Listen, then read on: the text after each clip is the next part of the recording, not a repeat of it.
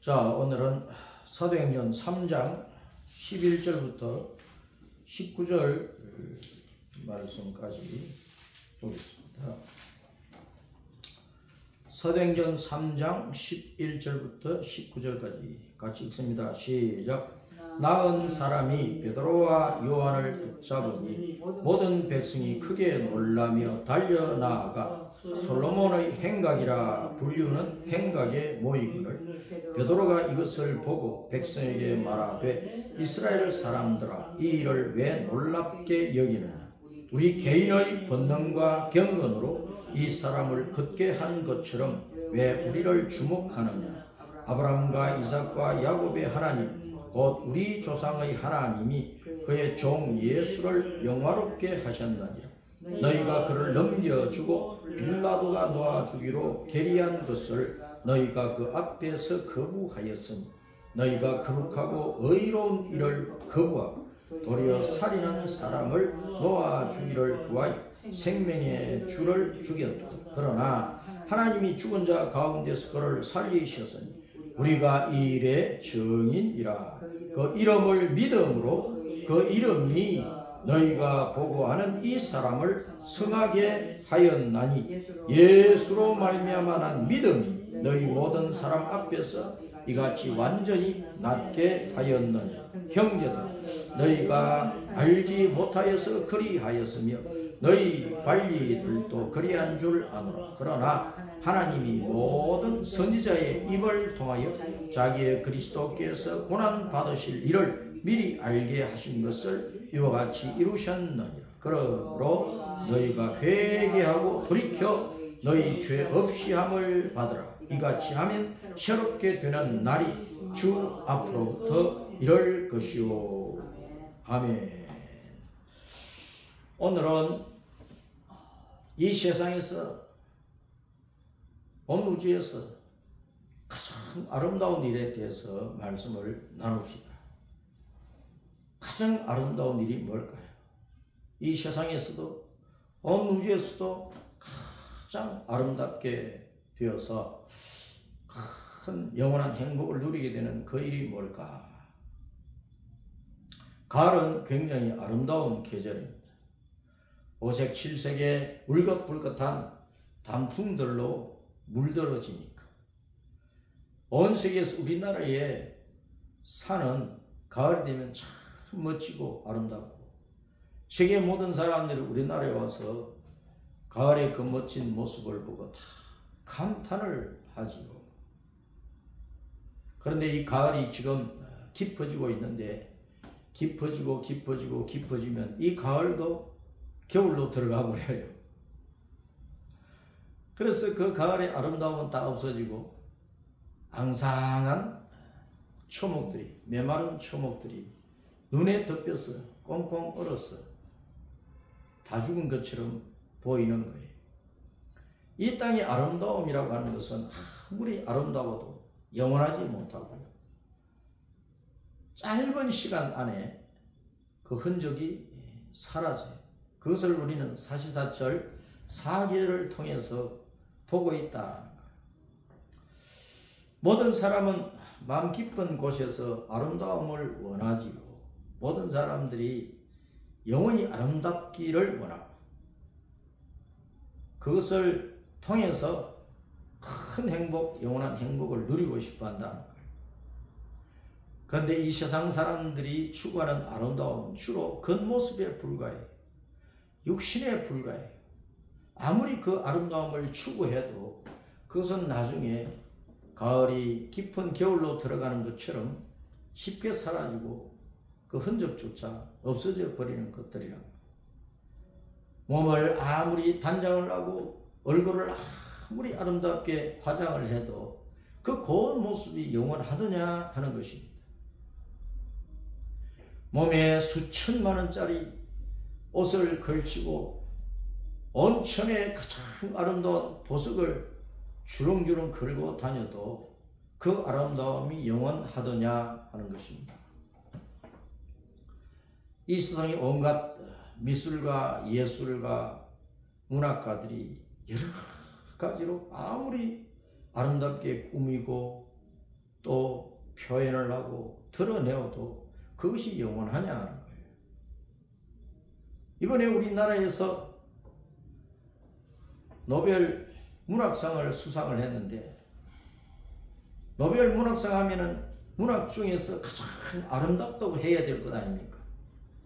그런데 그 내용들은 가장 아름다운 것이 아니라 가장 지저분한 것들이 많아요.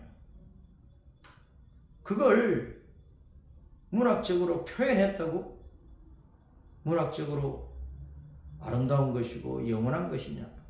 그렇지 않습니다. 땅에서 아무리 아름답다고 해도 그것은 육신의 것에 불과하고 사라지는 것에 불과하고 없어지는 것에 불과하고 썩어질 것들에 불과하고 세월이 지나면 누구도 기억해 주지 않을 것들로 가득 차 있다. 그런데 오늘 말씀을 보면 이 세상에서도 우주에서도 가장 아름다운 것이 뭐라고 말씀합니까? 교회를 오래 다닌 성도들은 이 단어를 굉장히 또 싫어하기도 해요. 듣기 좋아하지 않습니다. 거북해하고 듣고 싶어 하지 않습니다. 그래서 큰 교회에서는 때때로 중직자들이 목사님 그런 소리 하지 마세요. 우리가 듣기 좋고 마음에 거북하지 않은 좋은 소리만 해주세요. 그렇게 대어놓고 요구하기도 하고, 그것이 오늘날 한국교회 현실이고 세계교회의 모습인데, 그러나 이 성경은 영원하잖아요. 하나님의 말씀은 영원하잖아요. 세월이 가도 이 말씀 자체는 변질될 수도 없고 사람이 조작해도 안 되고 사람이 더하든지 빼든지 해서 어떤 예술가의 솜씨로 새롭게 만들어내도 안 되고, 창세기 1장 1절 태초에 이 말씀부터 요한계시록 22장 21절 아멘에 이르기까지 모든 말씀은 히브리어 헬라어로 기록된 그대로 우리가 받았어. 이 말씀을 1.1핵이라도 우리가 고쳐놓지 말고 이 말씀을 그대로 내 마음에 아로새겨서 이 말씀대로만 살면 그것이 영원한 생명이고 천국이고 행복이라는 거예요. 오늘날 이 시대의 문화나 유행 풍조를 따라서 이 말씀을 바꾸면 돼요, 안 돼요? 돼요, 안 돼요? 안 돼요. 안 되는 거예요. 우리는 이 말씀을 목숨처럼 귀여이고 목숨 다해서 이 말씀이 요구하는 대로 살아야 돼요. 그런데 오늘 말씀에 따라서입니다. 돌이켜 회개하라. 돌이켜 회개하라. 이 말씀에 보면은 19절에 그러므로 너희가 회개하고 돌이켜 너희 죄 없이함을 받으라. 이같이 하면 새롭게 되는 날이 주 앞으로부터 이럴 것이요. 새롭게 되는 날, 좋은 날, 행복한 날, 영원한 행복의 날이 이런데, 그러므로 이 세상에서나 온 우주에서 가장 아름다운 일이 뭐냐? 따라서 회개하는 일이다. 회개하는 일이다. 부지런히 회개하자. 부지런히 회개하자. 날마다 회개하자. 한평생 회개하자. 우리의 신앙생활에 있어서 가장 중요하고 또 예수님을 믿기를 시작을 하면서부터 교회 생활을 시작하면서부터 마칠 때까지 언제나 있어야 되는 것이 회개란 말이에요. 이것보다 더 아름다운 것이 없어요. 그런데 회개는 내 속에 있는 죄를 지적하는 거거든. 남들이 다 보고 아는 죄들을 지적하는 거거든. 감추어진 죄, 드러난 죄. 죄는 대가가 따르고 징계가 따르고 징벌이 따른단 말이에요. 그걸 가지고 있으면 괴로운 날만 와요. 그런데 이것을 회개하고 버리면은 따라서 이제 좋은 날이, 새로운 날이, 행복한 날이 이른다. 그러므로 우리는 귀에는 거슬리고 마음에는 거북해도 사실상 내 오늘의 현재나 내일의 미래나 영원한 나를 위해서나 가장 좋은 것이 회개하는 것이다. 그럼 우리는 회개를 힘써야 됩니다. 회개를 힘써서 새날을 맞이해야 돼. 회개하지 아니하면 절대로 새로운 날이 오지 않습니다. 회개하지 않으면 절대로 아름다운 날, 행복한 날, 천국의 영원한 날은 오지를 않는다는 거예요. 회개하지 않으면 뭐만 있겠어요? 나중에 따르습니다. 지옥이다. 괴로운 날이다. 고통스러운 날이다. 이를 뻑뻑 가는 날이다. 지옥 가면은요, 지옥에서는요, 이를 팍팍 갈면서 저주하고 원망하고 지옥에서도 하나님을 욕하는 일밖에 없어요. 그러므로 그런 괴로운 날을 벗어나려면 회개를 잘 해야 된다는 것입니다. 회개의 한자는, 회자는 마음심에다가 매일 몇 자를 붙여놨어. 그러면 회개는 1년에 한 번 하는 거예요? 평생에 한 번 하는 거예요? 매일 해야 된다. 매일. 때마다. 매일. 내 속에 죄가 깨달아질 때마다, 죄가 드러날 때마다 내가 또 생각지도 못하는 죄들이 숨겨져 있거든. 그래서 의식에서나 무의식에서나 내가 아는 거나 모르는 거나 우리는 죄를 하나님 앞에 고백을 해야 되는 거예요. 주님, 나는 의롭지 못합니다. 주님, 나는 주님 은혜로만 의로울 뿐입니다. 주님, 저는 결코 옳은 사람이 아닙니다. 어머니 태에서 잉태되어서 태어나서 이 세상에 사는 동안에 한순간도 저는 의로운 사람이 아닙니다. 저는 그저 죄악의 본성을 가지고 태어나서 죄악의 온갖 욕심을 마음속에 품고 때때로 그것을 나타내면서 죄인으로 살아갈 뿐입니다. 그런데 하나님의 은혜가 임해서 예수님 때문에 저를 의인으로 봐주시고 예수님의 피의 은혜 때문에 저를 의인으로 삼으셔서 천국으로 데려가십니다. 이런 고백 속에서 우리는 우리 자신의 마음을 살펴야 돼. 내 생각을 살펴야 돼. 불의하고 더럽고 악하고 못된 것들이 내 속에 얼마나 들어앉아 있는지, 그것으로 남을 시기하든 욕하든 질투하든 저주하든 우리가 온갖 죄악 속에 살아가고 우리의 몸으로, 우리의 행동으로, 우리의 인생 가운데에서 많은 죄를 짓고 산다. 아담으로부터 타고난 죄악의 본성으로 인한 이 원죄뿐만 아니고 우리는 태어나서 죽을 때까지 스스로 짓는 죄악들이 자기 마음과 생각과 그리고 행동과 삶과 인생 속에서 엄한 잡다한 것으로 많다는 거예요. 그럼 우리가 이것을 어떻게 다 쏟아버리느냐? 입으로 회개하고 이실직고하고 자백하고 주님께서 주님의 피로서 씻어주시는 그 은혜를 받아야 됩니다. 회개는 이 회자가 마음심의 매일 매자예요. 매양 매자예요. 그러니까 매일매일 자기를 돌아보고 살펴서 고백하는 것인데 그 개자는 자기를 쳐서 고친다는 뜻이에요. 개자는 자기 기자에다가 칠복자를 써놨다.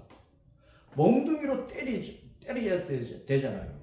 잘못하면 죄를 지으면 부모가 회초리로 따끔하게 때리잖아요.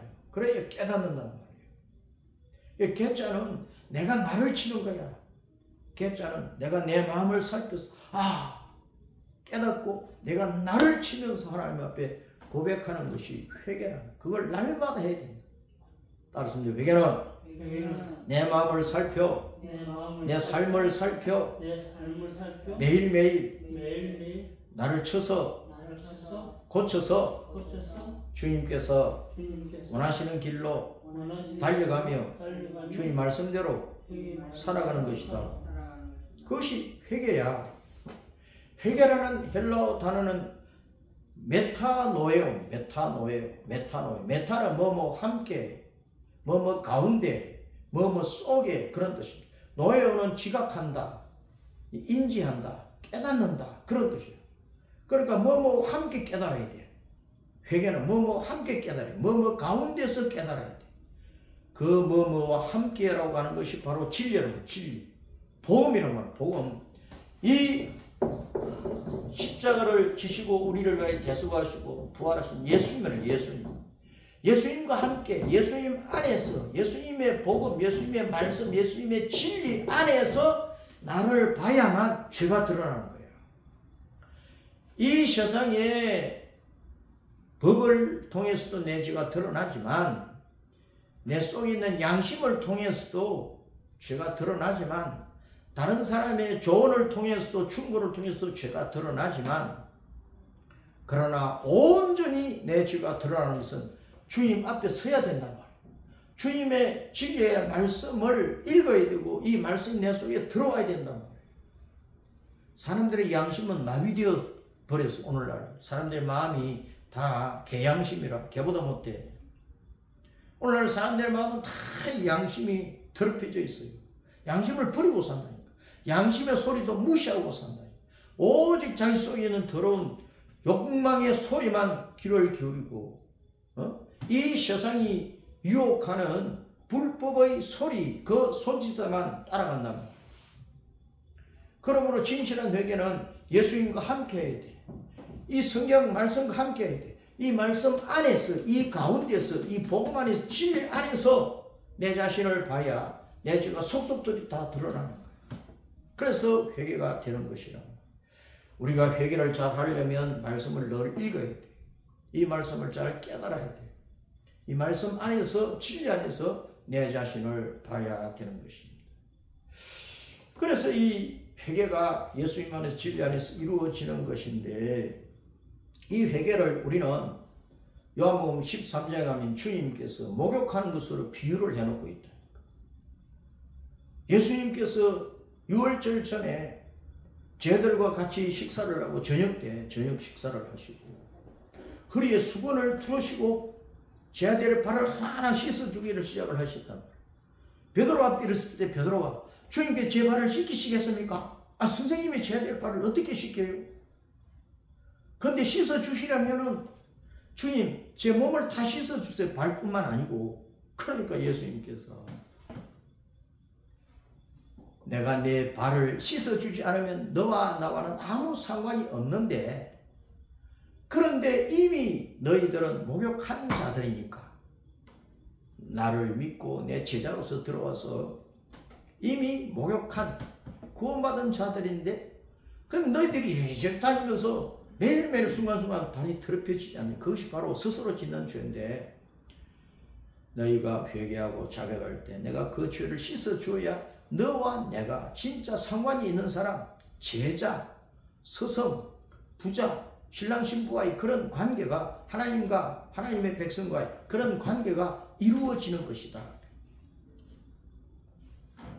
그래서 주님께서 제자들의 발을 다 씻어주시고 허리에 찬 수건으로 발을 다 닦아주시고 내가 너희들에게 이렇게 한 것처럼 너희도 세상에서 본을 보이라. 내 본을 따라서 살라고 내가 이렇게 해주는 것이다.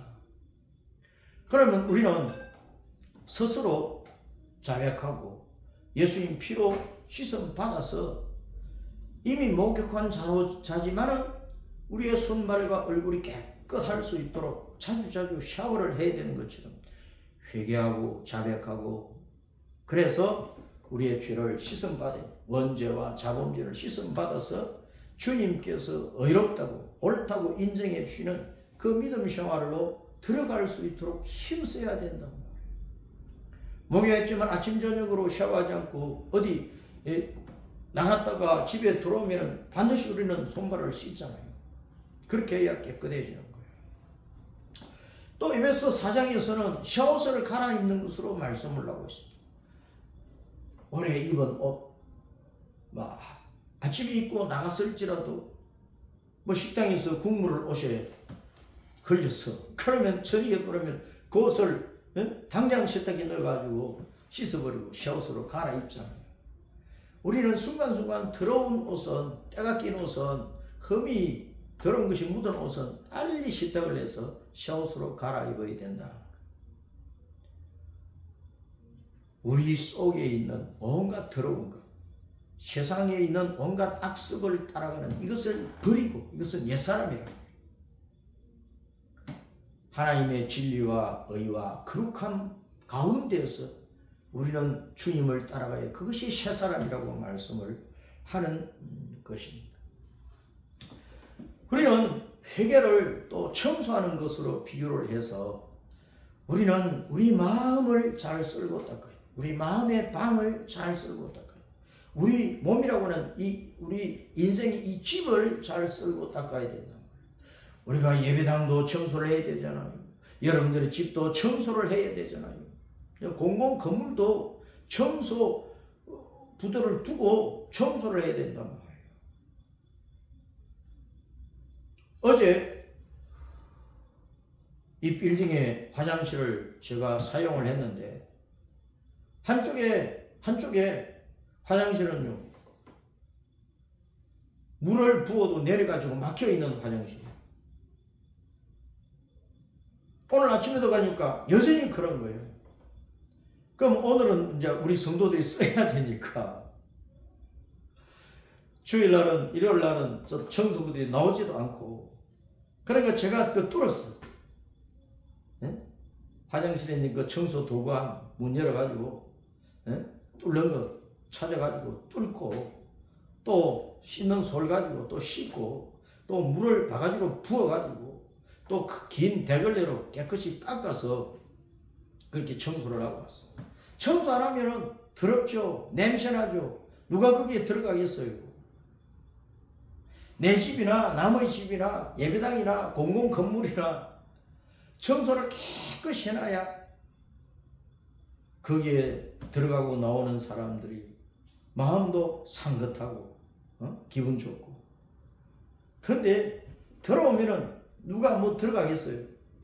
우리는 내 마음의 방을 보고 내 인생의 집을 보고 내 속에 있는 것들을 다 쓸고 물을 부어서 닦아내야 돼. 그 물은 바로 성경에서는 물은 따랐습니다. 하나님의 말씀, 하나님의 말씀, 생명수. 자, 하나님 말씀이 생명수와 같다. 말씀이 우리 속에 들어오면은 우리는 그 말씀에 따라서 내 부끄러운 것도 드러나고 부족한 것도 드러나고 실수한 것도 드러나고 죄진 것도 드러나고 뭘 더 해야 될 것도 밝혀지고. 그래서 우리는 주님 앞에 새롭게 되어서 충성하고 헌신한다는 거예요. 예수님의 피, 하나님의 말씀이 내 속에 들어와서 나를 청소를 해 주셔야 돼요.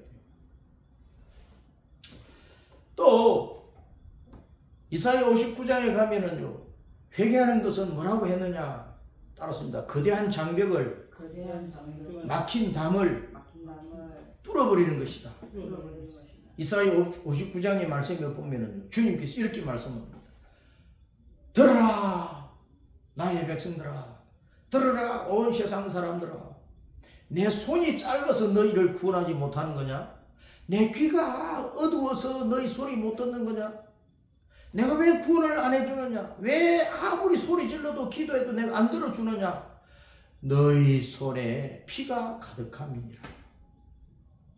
너희 손가락에 죄악이 가득하기 때문이다.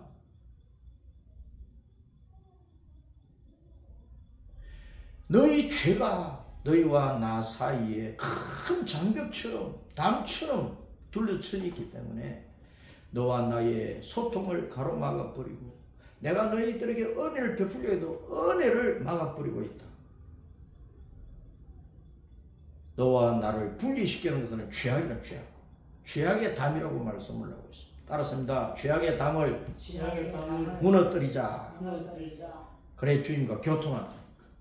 예배를 드려도 주님이 기쁨으로 받으시고 찬송을 불러도 주님이 기쁨으로 받으시고 기도를 해도 주님이 들으시고 오냐 하고 주시고 우리의 인생의 앞길을 주님께서 개입하셔서 가르쳐 이끌어 주실 수가 있는데 죄악이 가득하면은 주님과의 교제가 소통이 막혀버린다. 회개는 바로 주님과 나와 연합할 수 있고 친밀한 가운데서 교제할 수 있는 그 길을 열어주는 것이란 말이에요.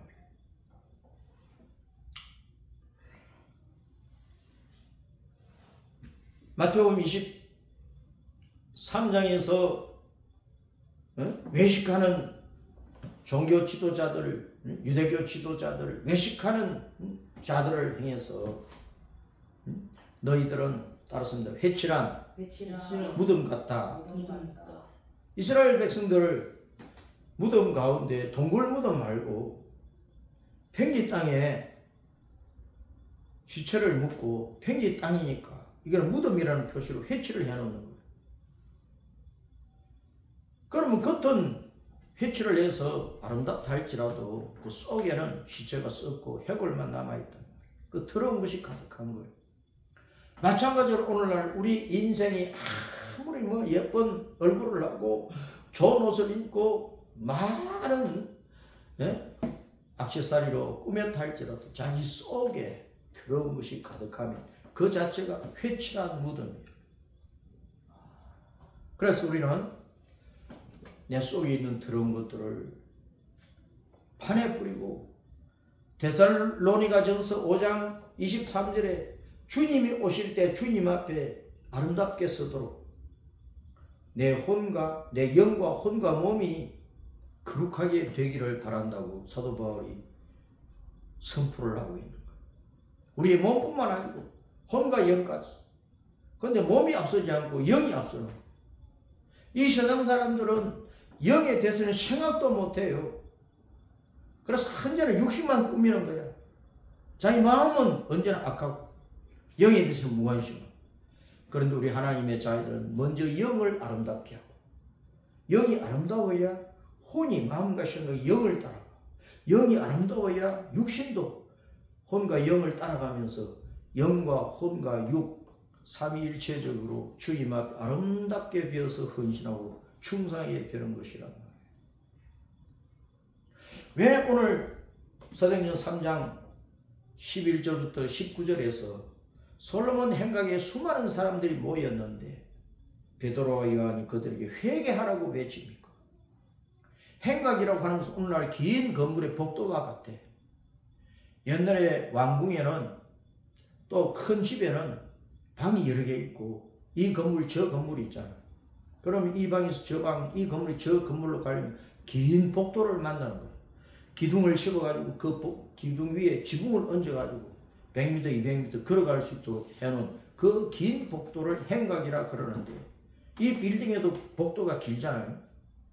자, 이런 행각에 많은 사람이 모였는데 그들에게 솔로몬 행각인데 솔로몬 성전의 행각인데 그 복도에 많은 사람이 모였는데 자 앞부분에 1절부터 10절까지의 말씀에서 나면서부터 안전병이 된 환자가 나이가 40세나 되었는데 성전 미문에 앉아서 날마다 거기 앉아가지고 성전에 들어가는 사람들이 한 푼 줍시오 하고 구걸을 하고 있는 거예요. 그 성전 미문에 자기가 스스로 걸어온 게 아니잖아요. 안전병이니까. 그럴 수 없으니까. 누군가가 가족이든 친구든 이웃이든 업고 와서 데려다 놓았단 말이에요. 날마다 그렇게 수고하는 사람이 있었어요.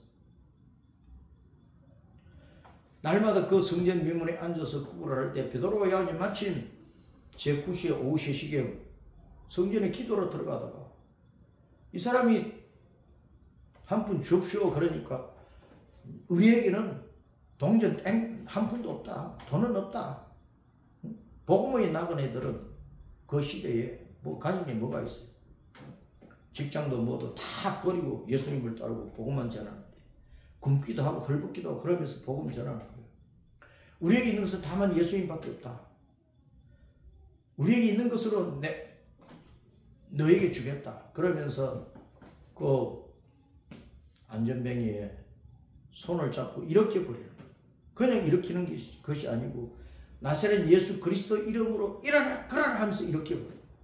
그때 주님께서 능력을 부어서 주님이 치료해 버리는 거예요. 발과 발목이 온전하게 만들고 힘을 부어가지고 벌떡 일어나게 만들었어요. 걷게 만들었어요.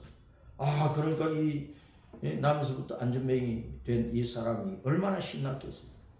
사도들을 따라서 베드로와 요한을 따라 성전 안에 들어가서 기뻐 춤추며 노래하고 찬송하고 하나님 앞에 예배를 드렸단 말이에요. 이 사람이 베드로와 요한이 이제 성전에서 나가려고 할 때 붙들고 같이 따라가겠다고 하는 거예요. 그때 이 사람을 보고 베드로와 요한을 본 많은 사람들이 그 행각에서 모여 있었는데 그때 그 사람들에게 베드로와 요한이 말한 것이라.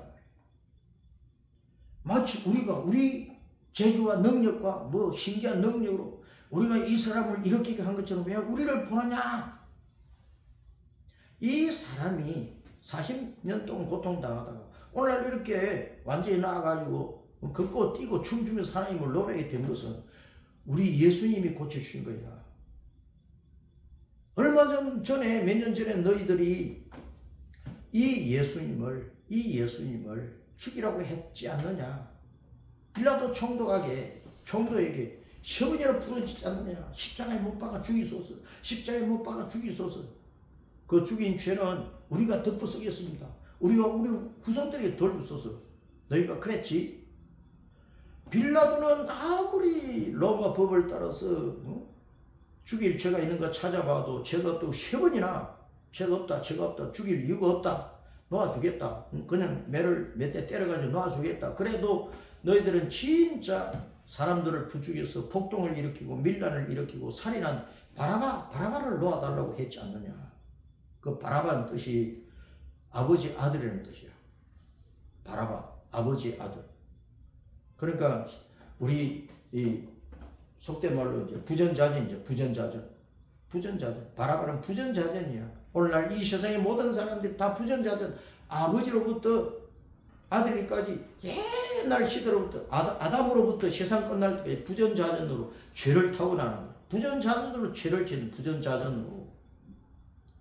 조상 때부터 타고난 그 죄악의 본성을 가지고 바라바로서 우리는 부전자전으로 죄를 짓는 죄인들이야. 하나님께 영광 돌려드리는 일을 못하고 육신의 더러운 욕망 따라서 아버지로부터 자식의 일까지 아담으로부터 세상 끝날 때까지 죄밖에 지을 수밖에 없는 것이 바라바 같은 우리 인생들이란 말이에요. 그런 인생들을 구원하기 위해서 십자가를 지시고 부활하신 그 예수님. 그 예수님에 대해서 너희는 그 예수님을 메시아로 믿지도 아니하고 그냥 십자가에 죽여버리라. 하나님을 모독한 사람이다. 바라보다 더 악한 죄인이다. 그래서 죽여버리라. 예수님을 믿지 못하는 그 죄가 가장 큰 죄다. 예수님을 배척한 죄가 가장 큰 죄다. 너희가 정말로 새로운 날을 맞이하고 행복한 인생이 되려고 하면 예수님을 배척한 그 마음을 버리고 예수님을 배척한 그 죄를 버리고 돌이켜서 유턴해서 예수님을 메시아로 맞아들이라. 예수님을 너희 자신의 개인의 구원의 주님, 생명의 주님, 천국 가는 길, 영원하신 하나님, 만왕의 왕 만주의 주님으로 예수님 그분이 바로 하나님 참신이시고 여호와 하나님이신 것을 믿으라. 그리하면 새롭게 되는 날이 너에게 이른다. 주님으로부터 새롭게 되는 날, 구원받아서 기쁘고 이 땅에 사는 동안 주님의 돌보심을 받으니까 기쁘고 육신의 생명 끝나면 천국에 들어가서 영생복락 행복을 영원히 누릴 것이니까 그 날이 새로운 날이잖아요. 그 영원한 행복을 누리려면 지금 이전에 예수님을 배척한 그 모든 것들을 회개하고 예수님을 구세주로 믿으라. 그래서 이 세상에서도 온 우주에서도 가장 아름다운 일이 뭐냐? 자기를 살펴서 죄인 것을 알고 죄에서 구원받을 길은 죄값은 지옥이니까 영원한 사망 저주니까 죄에서 구원받을 수 있는 길은 바로 메시아, 나의 구원과 생명의 주가 되시는 예수님, 내 길이요 진리요 생명이신 유일하신 이 예수님을 나의 구원의 주임으로 믿었어. 목숨 다하여 그분을 따르다가 바로 천국에 들어가서 영생복락을 누리는 바로 그것이 가장 아름다운 일이다. 아무리 여러 가지로 단장하고 이 세상이 호화롭고 좋은 것으로 아무리 소유를 하고 이 세상 온 천하를 다니면서 세계 여행을 하고 나는 정말 행복한 사람이야 라고 해도 예수님을 배척하고 살면, 예수님 믿지 못하면 영원한 저주 속에 들어가죠. 천국을 얻지 못해 지옥으로 들어가 버리잖아요. 그러므로 이 세상에서, 온 우주에서도 가장 아름답고 가장 좋은 일은, 가장 행복한 일은 내가 지금까지 배척해왔던, 몰랐던, 버리고 살았던, 부인하고 살았던, 미워하고 살았던, 모독하고 살았던 예수님을 바로 알고 예수님을 나의 메시아, 나의 개인의 구원의 주님, 영생의 주님으로 알고 내 마음으로 영접하고 입으로 예수님은 나의 구주입니다. 나는 예수님을 따라 살겠습니다. 내 목숨을 다해서 예수님을 따라 살겠습니다. 예수님 따라서 내 인생 끝날 때 천국으로 돌아가겠습니다 하는 이 믿음을 가지는 것이 가장 아름답고 가장 복되고 가장 행복하게 하는 일이라. 영원한 새날을 맞이하게 하는 일이라. 그래서 베드로와 요한이 솔로몬 행각에 모여있는 모든 사람들, 오늘날 같으면, 오늘날 이 김성 목사가 이 시간에 이 땅에 있는 온 땅에 사는 80억 사람들에게 바로 외치는 것이란 말이에요. 예수님을 여러분 자신의 개인의 구주로 영접하여 육신의 목숨을 다해서 예수님을 따라가며 바로 그 믿음의 목적지 영원한 천국에 돌아가서 영생복락을 누리는 그 영원한 새날이 시작되기까지 이 땅 위에서 예수님 잘 믿읍시다 하는 그 말씀을 선포하는 것입니다. 오늘날 우리 여의대불 장로교회 성도들뿐만 아니라 유튜브 방송을 통해서 이 말씀을 들어보는 모든 사람들이 교회만 다니지 말고 마음속에 예수님을 영접하고, 그리고 교회를 배치고 예수님도 배치고 예배당 밖에서 교회 밖에서 살고 있는 모든 이 땅의 사람들 제발 예수님 잘 믿으시기 바랍니다. 어제 제가 어떤 모임에서 어떤 여자분과 대화를 나눴어요. 이 세상이 혼돈하고 어떻게 살아야 될지 불안한데 어디로 가야 안전합니까? 묻더라고요. 그래서 내가 이 세상에는 안전지대가 없습니다.